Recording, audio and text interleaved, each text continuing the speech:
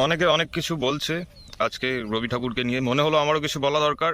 আমি অনেক জায়গায় দেখলাম যে রবি ঠাকুরের মানে আমাদের রবীন্দ্রনাথ ঠাকুরের অনেক বৃদ্ধকালের ছবিগুলোকে ব্যবহার করা হয়, তার জন্ম তিথিতে হোক কিংবা তার মৃত্যুবার্ষিকীতে হোক। আমি চাই এই জিনিসটাকে একসেপ্ট করো যে পৃথিবীতে যত বিপ্লব ঘটেছে, যত কিছু মানে কি বলবো বিপ্লবিক কাজ ঘটেছে না, সেগুলো ইয়াং ছেলেদের দ্বারা ঘটেছে। আর রবীন্দ্রনাথ ঠাকুরও বারবার বলছে যে নতুনকে বরণ করো, যে নতুন সেই পুরাতন।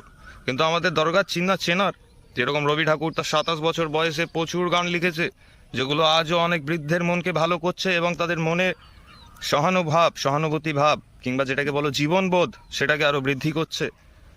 তাই আমাদের দরকার যত ইয়াং ছেলেরা আছে, যারা আর কি আমাদের সরকার পরিবর্তনে সাহায্য করে, যারা দেশকে উন্নত বানাতে সাহায্য করে, যারা বিপ্লব ঘটাতে সাহায্য করে, তাদের দিকে একটুখানি আমাদের ধ্যান দেওয়া এবং রবি ঠাকুরের সেই ইয়াং বয়সের ফটোগুলোকে ব্যবহার করা, কিংবা আমরা যেই হিসেবে তাকে স্মৃতিচারণের জন্য রাখি যে হ্যাঁ এটা ইনি জন্মেছিলেন এবং ইনি এত মহৎ কাজ করে যেতে পারলে আমরাও করতে পারি, ভবিষ্যৎ প্রজন্মেও এরকম আশার আলো দেখা যেতে পারে। কিন্তু তার জন্য দরকার যেটা সত্য সেটাকে গ্রহণ করা, যে হ্যাঁ তিনি তার 27 বছর বয়সে এই গানগুলো লিখেছিলেন। আমরা এজটাকে লুকিয়ে দিতে চাই কারণ আমরা কোনো না কোনো দিক থেকে কোনো সুবিধাভোগী হতে চাই। তাই আমাদের অবশ্যই বয়সটাকে দেখানো দরকার যে রবি ঠাকুরের বয়স কত ছিল ওই সময়। কেউ যদি ভারতীয় প্রেসিডেন্ট হয় কিংবা ভারতের প্রধানমন্ত্রী হয়, কেউ যদি আমেরিকান প্রেসিডেন্ট হয়, তাহলে তার কেরিয়ার কত বছর বয়সে শুরু হয়েছিল।